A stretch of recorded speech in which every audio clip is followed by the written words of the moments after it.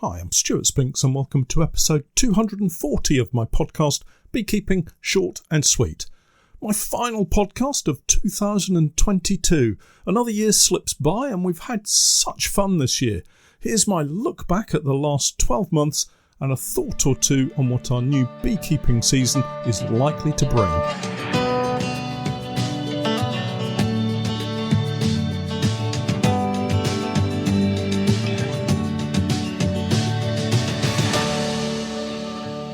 Beekeeping Short and Sweet, a beekeeping podcast for the inquisitive beekeeper with a short attention span. A beekeeper, in fact, just like me.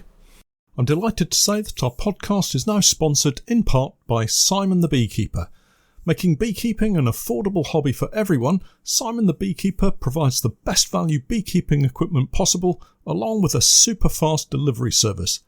The bees won't wait, so their customers don't have to either. Visit the website at www.simonthebeekeeper.co.uk.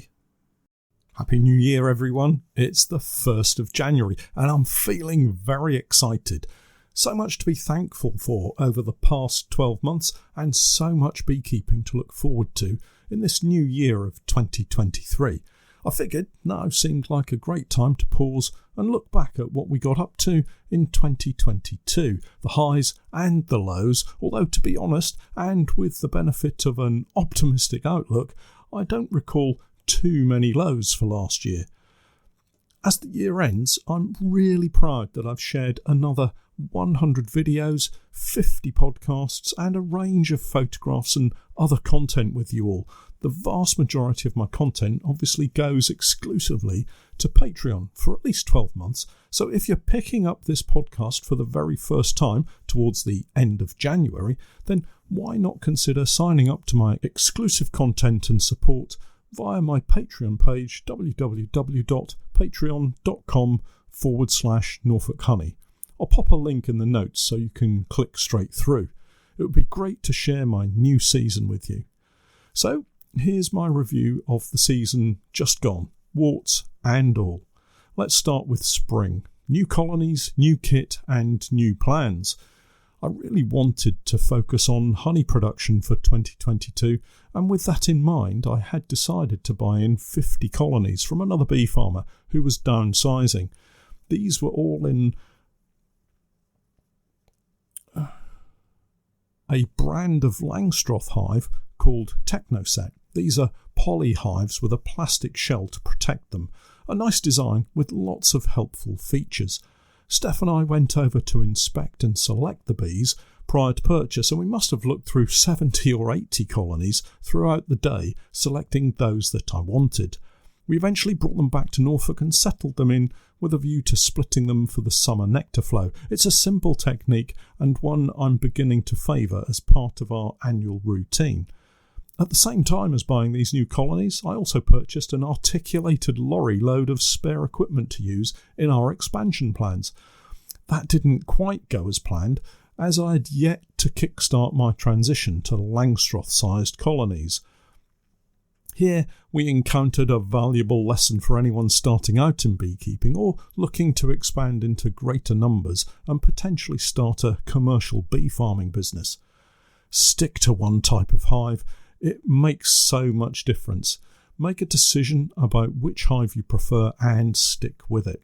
For reasons of sharing on video and my podcasts, I've always had a range of different hive types. You can't really give a valid opinion if you haven't tried them out. So I ended up with most of the popular hive types out there, and that brings its own set of challenges. Because of this, I had way too many colonies in national 14x12 and commercial hives, and this was to slow down the process of converting over to just Langstroths. That said, the newly purchased Langstroth colonies all split using a variety of methods: artificial swarms, walkaway splits, splitboard techniques, to name just a few. The very best method we settled on was a kind of walkaway split using a double brood box setup. This turned out to be very reliable and simple to use just by adding a queen to the queenless brood box, ensuring that we doubled up on this stock very quickly. Our early season plan was coming together nicely. We had increased from 70 to 120 colonies by buying in this stock, and that stock was mostly split in late spring to move our numbers very quickly to 150 colonies, and with it a pretty steep management learning curve. While all of this was happening, our production colonies, these are the ones we didn't split and were targeting a spring honey crop from, mainly from the oilseed rape at the farm, but these colonies had a different target plant species in mind, and for the first time in quite a number of years we enjoyed a fantastic crop of hawthorn honey. Now, I'm not really very good at describing the taste of different honeys, but it was a darker honey than the oilseed rape and stayed liquid for most of the year, unlike oilseed rape that granulates so fast it's almost spiteful. How can I be certain the bees are on the hawthorn, I hear you ask? Well, I'm a big fan of pollen identification using a microscope, and I was able to identify hawthorn pollen as the main pollen source within our honey samples. If this is something that maybe interests you, but you're not sure where to start, keep an eye out on my website and on the Patreon pages, as I may well be hosting some microscopy for beekeepers sessions in 2023. Moving on, I've documented my Ford Ranger challenges over the years, but generally it's been a fantastic workhorse and has helped us get into some tricky apiary locations and, perhaps more importantly, helped us get out of them again. Not such a problem last year as the sun baked the ground solid and we didn't really see any significant rainfall all summer long. We did encounter a couple of Ford Ranger issues in 2022, the biggest challenge being the overheating, eventually diagnosed as a faulty radiator. It's beginning to feel like the Ranger has more new parts than old now, yet with the chassis being still in very good shape, I'm keeping my fingers crossed we'll have a trouble-free 2023 as we travel around to our apiaries and tow some fairly hefty loads on our trailers. We were lucky enough to agree a new borage pollination contract for the summer, a first-time borage farmer who was grateful to have our bees on his crop. As the spring flowering plants dropped away, the early summer nectar plants seemed to fill that June gap period nicely. So at that time we had no mad dash around to feed colonies. Let's move on to the summer period, moving bees to the borage and that heat wave. We seem to be getting the hang of prepping and moving bees these days. Gone are the days of moving 4 or 5 colonies in the back of the Skoda Octavia estate. We're now shifting 40 or 50 colonies at a time. Again, the issue of different hive types slowed us a little, each needing a very slightly different approach, which adds a few seconds to each hive, but that all adds up to a significant time delay, which can be frustrating, especially late at night when all you really want to do is get on the road and move the bees safely. When we took the first batch of bees down to the borage meadow, we were delayed getting them on and off the trailer. Then we had a major road diversion, eventually getting the bees unloaded and settled down in the apiary just as the sun was coming up. Things went a lot smoother after that, and as I always say, these experiences help develop better processes for the future, and it's part of the reason we've made the switch to Langstroth only. We discovered that the majority of our Technoset splits taken to the first-time borage farmer's site were really slow to build up. I think this was down to a couple of reasons, one being the incredibly dry spell we were going through at that time, and also, and an admission of beekeeper failure here, they were trying to combat some fairly heavy Varroa populations, and I hadn't spotted this issue until it was almost too late. In fact, for some of the splits, it was too late, and they never really managed to recover. It appeared the colonies we purchased had either not been treated for Varroa over the previous autumn and winter, or the treatments had somehow been ineffective. Either way, they really struggled all summer long. My fault for not really spotting it soon enough, but I had mistakenly put it down to the lack of forage and had fed them instead of treating them. We had no such problems with our own colonies through the summer. They grew strongly. Mostly had new queens in them and were very productive. You could be forgiven for thinking that with such a hot, dry summer, we were heading for a total fail crop, yet the bees found nectar in a wide variety of plants, producing a bumper crop. That is, apart from the colonies on the new borage farmer's fields. Unfortunately, he had planted 100 acres of borage on the lightest soil on the farm and in the only place he couldn't irrigate. It was a mess. Plants that should have been 2 or 3 feet tall were barely 8 inches tall, withered and dry, unable to develop and produce anything more than the smallest amount of flowers. Here I tried to pull some positive out of what was fast becoming a total disaster.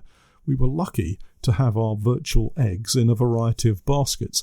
Unfortunately, this failing borage crop was one of the larger baskets, as it were, yet our other colonies were really making the most of a glorious summer, despite the lack of any meaningful rain. It meant that while we failed to produce a crop from the failed borage, we were able to secure our largest ever summer crop as a business and still walk away with an increase in colony numbers. That was until we got to the autumn, time for splits and new queens. Our plan was to further develop colony numbers as soon as the borage had finished. We weren't taking the bees to any other late season crops such as heather, so the plan was to introduce new queens into autumn splits and overwinter them for production colonies the following year, this year.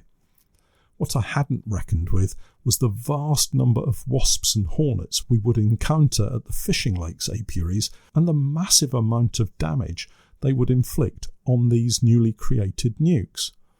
It turned out to be my disaster of the season. I always reckon something will throw a curved ball at me, and I had thought it was the failed borage crop, but actually we had put smaller, weaker colonies on that crop, so in effect our strongest colonies were on the successful borage. This autumn wasp attack was totally unexpected though. Within a fortnight we had lost something around 30 nukes to wasps. It was carnage and not something that was easy to predict or stop. All of the nukes had newly installed queens. They were all of a reasonable size, not 1 or 2 frame nukes here, but 4 or 5 frames with seemingly plenty of bees. Entrances were reduced where possible. This is something of an issue with the new Technoset hives. The half-width entrances can't easily be reduced any further, so they seem to be more vulnerable to the wasps than the nukes where we could narrow the entrances down to a single bee space. Even so, it was very alarming to see so many nukes wiped out in such a short space of time.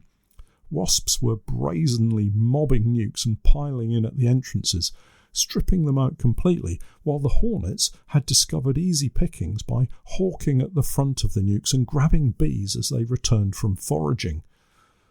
There wasn't much we could do except hope for some really cold weather to kill off the wasps and hornets, but of course the mild weather continued well into the late autumn, allowing the continued predation of our dwindling nuke populations.